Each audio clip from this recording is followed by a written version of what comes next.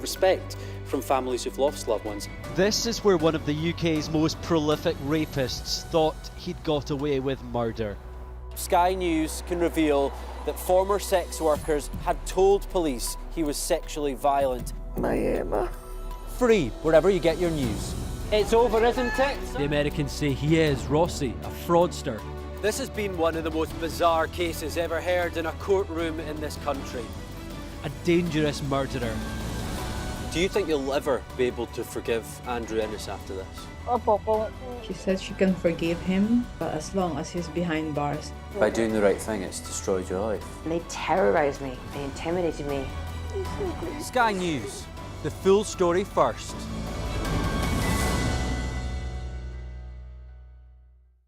Mandatory evacuation, you must leave!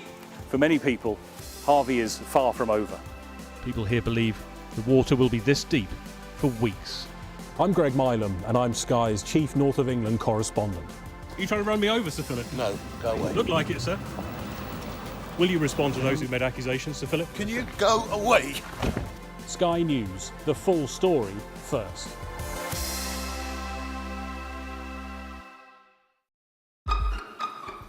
We've got your Sunday mornings covered. From the front page and the sounds of the streets to the voices of the people who make the major calls and big picture politics beyond Westminster. We'll put you at the heart of our story. I'm ready. Are you? Join me, Trevor Phillips, Sunday mornings on Sky News. Weeknights on Sky News. This is your chance. Tell people. Welcome to the Politics Hub. Our police force has apologised. If you want to find out about Grimsby, you come to the docks. I'm live in Jerusalem. Are you not concerned that that could lead to all-out war? Hello there, good evening. There are fears of an upsurge in violence. What's at stake here? You are watching the press preview, a first look at the front pages as they arrive. This is Sky News. In just a moment, the press preview. A first look at what's on the front pages as they arrive. But first, our top stories. Germany's conservative CDU party looks set to win the country's election with the AfD far-right party in second place. Pope Francis remains in a critical condition as tests reveal he's also suffering from early kidney failure. And Volodymyr Zelensky says he would give up his position as Ukraine's president in return for NATO membership and peace.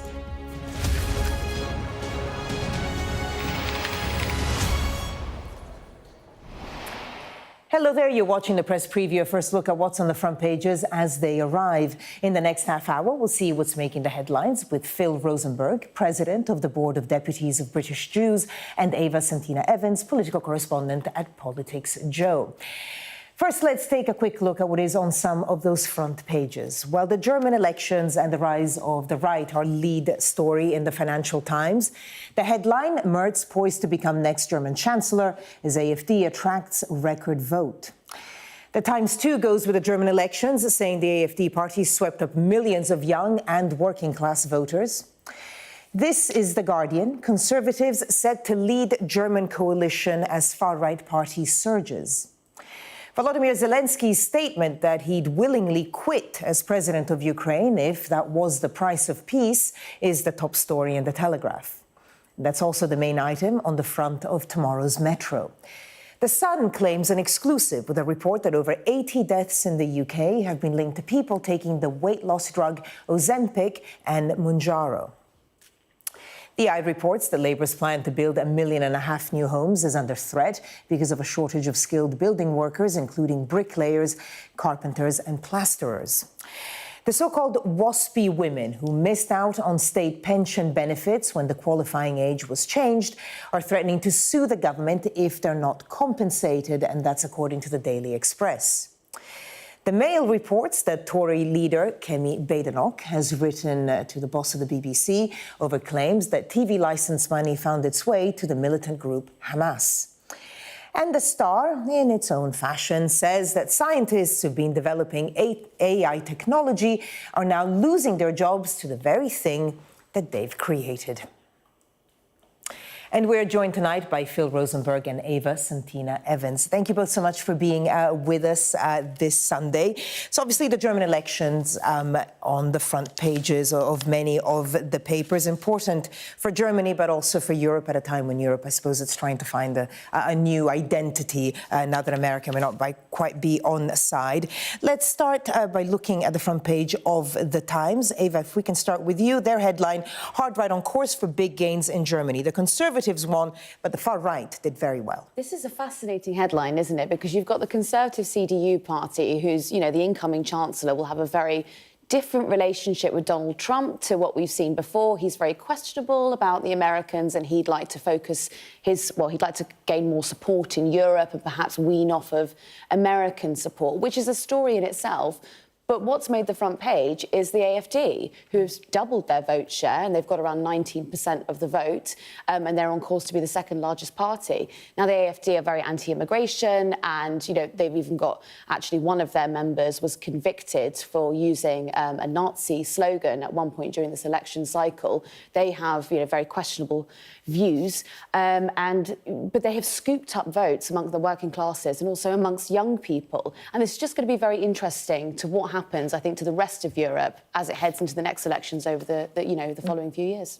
Phil, it's also going to be interesting to see what this does to Germany, because they have this thing called a firewall, where the other parties, for obvious historical reasons, don't want to form a coalition with the far right. But a result like this, does make you think. It's really alarming. A few weeks ago, we marked the 80th anniversary since the liberation of Auschwitz, and the disaster that the far right in Germany brought upon that country, but upon all of Europe, and of course the Holocaust and the disasters that it brought on Jewish people and many other minorities as well. And yet here we have, 80 years later, the far right springing up to 20% of the German polls. It's very concerning about whether we've learnt the lessons of history, and it's a dark reminder that we need to keep learning them. Yeah, well, let's take a look at the Telegraph there as well. Again, a very similar angle here. And this is the leader of the far right, Alice Weidel, co-leader, actually, celebrating doubling their vote. Eva, what do you think of this firewall idea? Because they're going to keep the AfD, it seems, out of any coalition.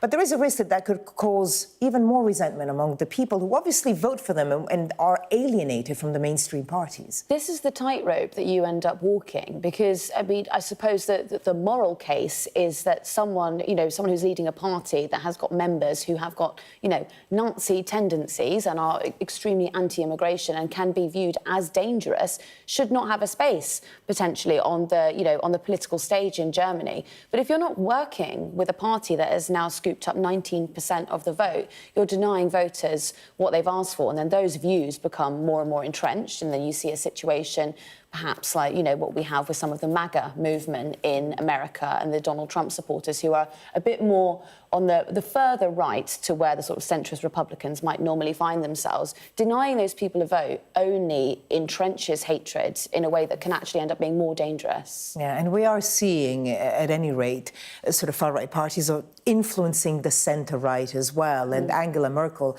actually criticised Friedrich Merz a while ago because she said that he was working with the AfD on migration issues. Yes, and he's backed off a bit from that after sort of seemingly backing something they were doing in the German parliament. I think it's worth saying that over 80% of Germans didn't vote for the AfD, they voted against them. So I think it's OK to say, actually, other parties should coalesce to keep them out. I think, obviously, in a lot of places, we need to think about how we deal with some of the concerns that are being raised, not necessarily aping the far right, but also understanding that there are legitimate concerns about the economy, about public services, about immigration, that we need to find constructive, positive solutions to.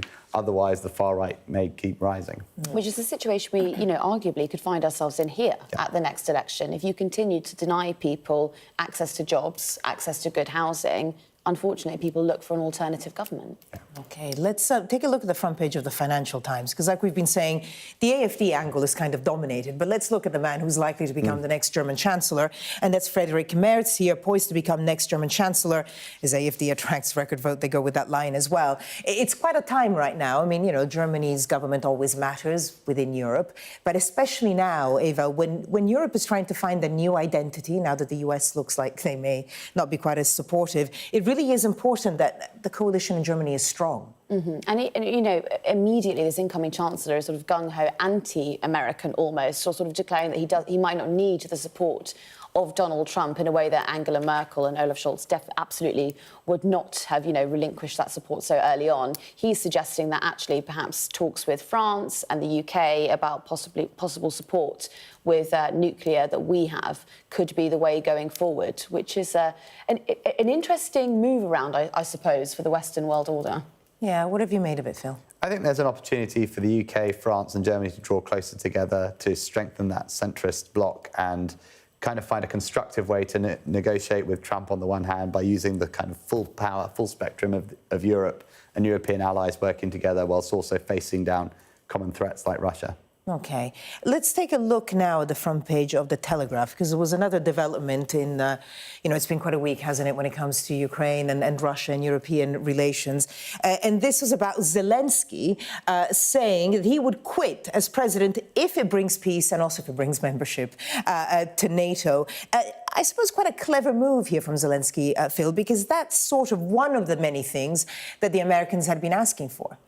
What a hero, first of all. I mean, throughout this really difficult period of his country being under attack, President Zelensky has really shown a real leadership in really the most difficult circumstances. But here I think he's actually playing Trump in his own game a bit, sort of throwing a new idea out there, creating a bit of confusion that can be helpful sometimes in terms of unblocking concerns and shifting the conversation away from some of the American attacks on him and on Ukraine's position to being, actually, here's a guy who's prepared to be constructive. He's not here in it for his own position. He's been accused of being a dictator, but actually he's prepared to relinquish power. I think the smart thing to do.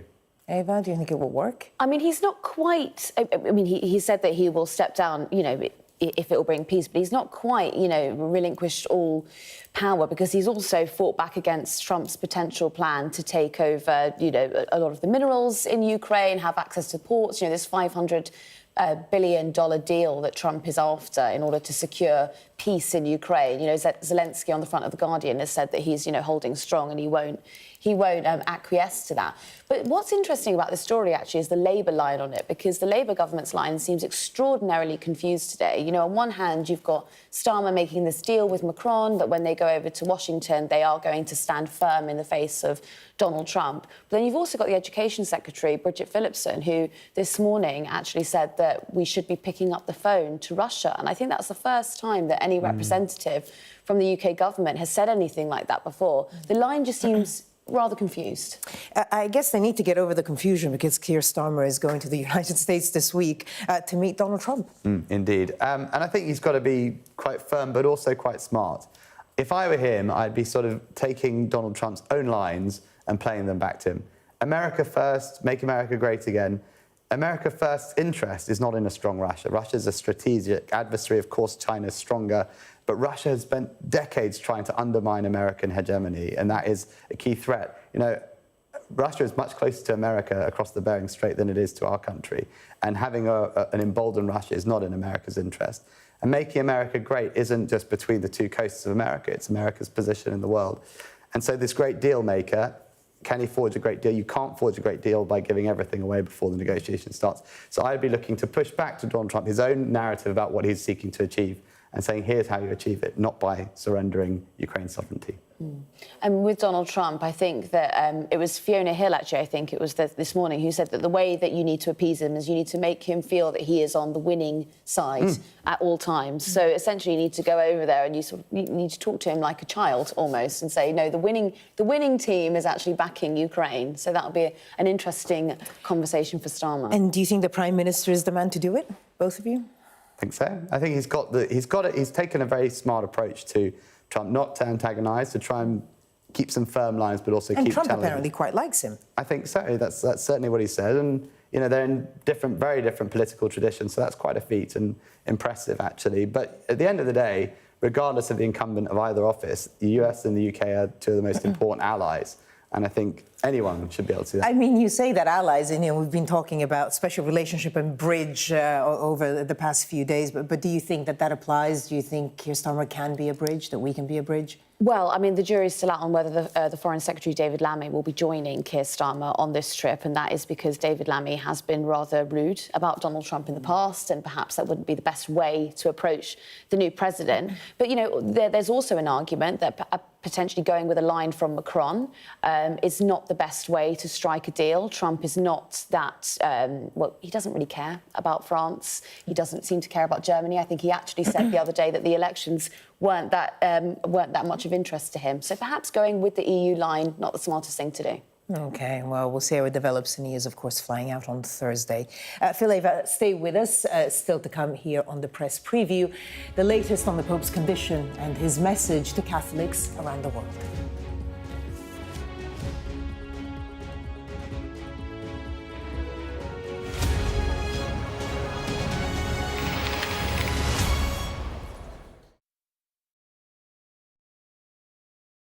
Fire, shouts the commander. There's a dash to safety. We've now got to wait inside the shelter to see if there is incoming. I'm Deborah Hames, Sky's security and defence editor. Should Russia's war with Ukraine escalate significantly, pilots like these could be called upon to go into combat for real.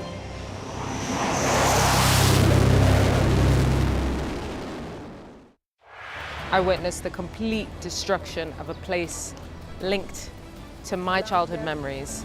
This is insane. I'm Yusra Al-Bagher, Sky's Africa correspondent based in Johannesburg, South Africa. I felt awe when we saw the mountain gorillas in Rwanda. We call him the king of the jungle. This is the alpha silverback. Sky News, get the full story first. We're going to do this 100 times every day for the next 3 months. Why have we agreed to this? Raises many questions about many things. Actually seeing people impacted, she was so upset. It was powerful. They kind of couldn't believe they were being berated here. Very much on my terms, I think was the subtext. News happens fast around Donald Trump. It was a kind of wow moment. Yeah, that's what it feels like, doesn't it? It's Trump world, and we just live in it. So, where next? Follow Trump 100 wherever you get your podcasts. I'm Alistair Bunkle, Sky's Middle East correspondent based here in Jerusalem. The only way into Gaza for us right now is with the Israeli military. We've just reached the centre of Khan Yunis. The IDF had brought us in to show us a tunnel network under a residential neighbourhood. At the end of the day, it's war up the top. It's war down here. Sky News, get the full story first. There's always more to the news than a headline. We want to discover, to delve a little deeper, to find out what's really going on. Explanation, analysis, the people at the heart of every story. I'm Neil Patterson, and this is the Sky News Daily Podcast. So, by the end, we'll hopefully all understand what's going on in the world just that little better. Available wherever you get your podcast. I saw police being forceful, pushing young men and women to the ground as they made almost 100 arrests. Will the cold affect your voters? Well, we have a lot of tremendous support. Free, wherever you get your news. The people here know that worse storms may well be on their way.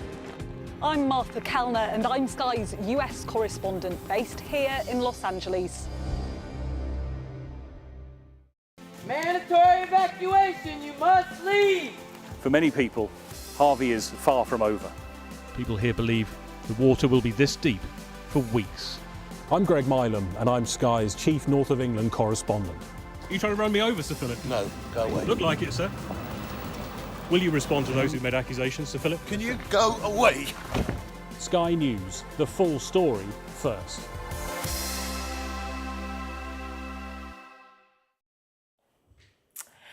Welcome back. You're watching the press preview with me in the studio, Phil Rosenberg and Eva Santina Evans. OK, let's go straight away to The Express, page 2, a story that we have been covering here on Sky. Everyone's been covering it, really.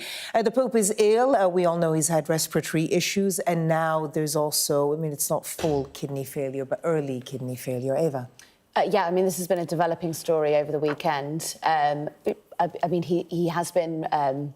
Well, he's been in and out, hasn't he? God, there's no good way to sort of describe someone's illness. But yes, I mean, he has, the Vatican have said that he is stable. He has been suffering from pneumonia, but we're now hearing about potential kidney failure.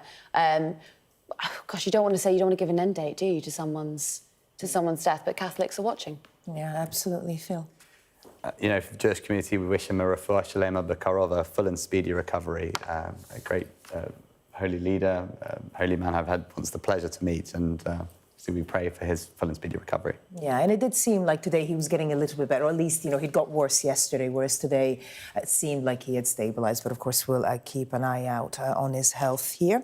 If we go to the Daily Mail, page 1, this is about a documentary that was aired on the BBC from Gaza about the war there. Phil, explain to us what it is and what Kemi Badenoch specifically is saying.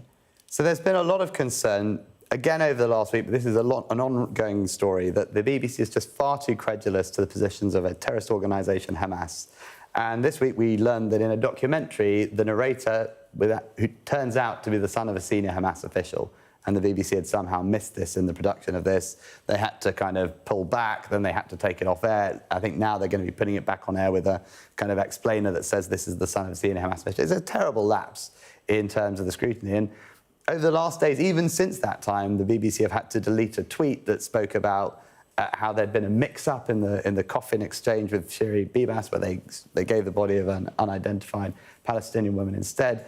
I mean, it's just constantly sort of parroting Hamas lines. So I think it's right that Kemi Badenoch is calling for this. I think we need to see an independent inquiry into what's going on at the BBC. What is happening culturally or in terms of personnel that they keep making these mistakes? OK. And also, Eva, you know, the BBC, just like all other international broadcasters, isn't actually allowed into Gaza and hasn't been since the start of the war. But what have you made of it? Well, it's exactly that point, but it's also in tangent with the BBC. This documentary, it was an inside look, and, you know, we are not actually able to see inside Gaza. So this was a proper look inside what it's like living in a war zone.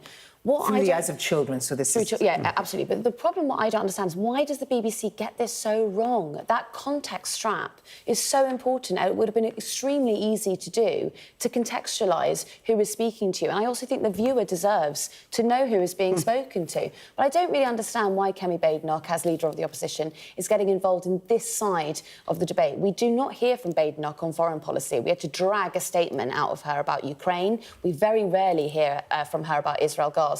I don't understand why she is hyper-focusing on this small cog when actually, as leader of the Conservatives, she should be speaking about the broader conflict, well, all of the time. OK. Let's move on to another story, a slightly lighter one, after a very difficult and heavy week of news. The Times. Angling. Young cast off their anxiety by catching on to angling. Anyone do any angling here between the two of you? No? Go on. You haven't, but I have been there while others have been angling. You're an observer of angling. I've been an observer. It's very difficult, I think, in London, apparently, to get a licence to go fishing. But this is sort of in tandem with a lot of young people have been taking up allotments and they've been gardening on there. But tell us what this particular story is. Sorry, so this is about returning to fishing, and it's young people who are trying to get away from social media, trying to get off their phone as they're turning to the great outdoors, and they're going fishing. But I mean, the funny thing is as well is this has really cropped up all over social media. So you see a lot of young people on TikTok sort of doing this like a day in my life as an angler, and it's just so extraordinary. So angling specifically is cropping up on TikTok. It's extraordinary. It's very incongruous, isn't it, the two activities? So it's quite good fun. I think it's just such a wonderful thing. I mean, I've not done angling, but I think the slow life is so important in a world where we're constantly bombarded with images from our phones and screens and so on. It's great that young people are getting outdoors and taking things at a sort of more gentle pace.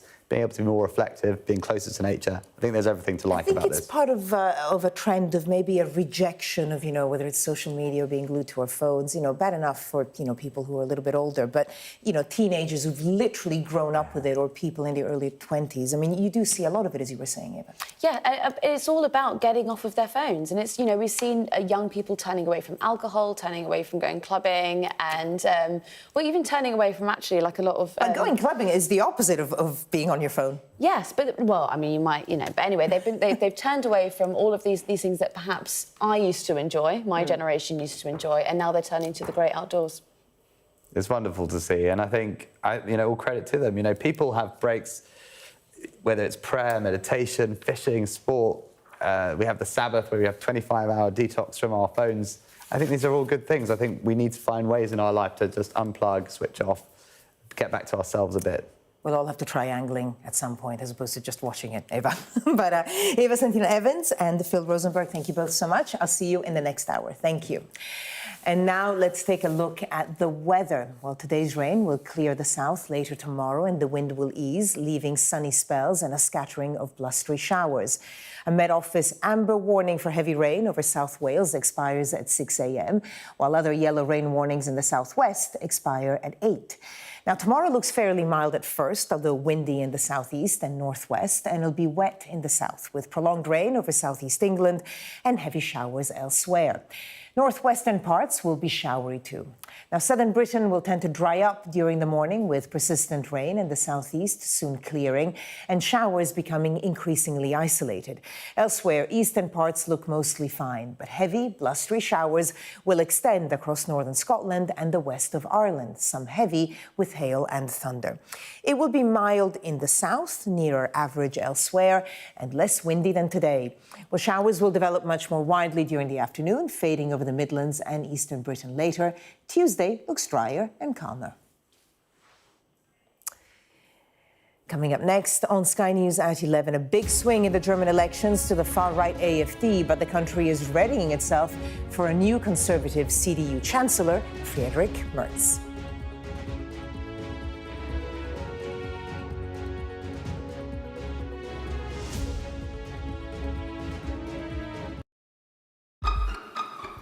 We've got your Sunday mornings covered.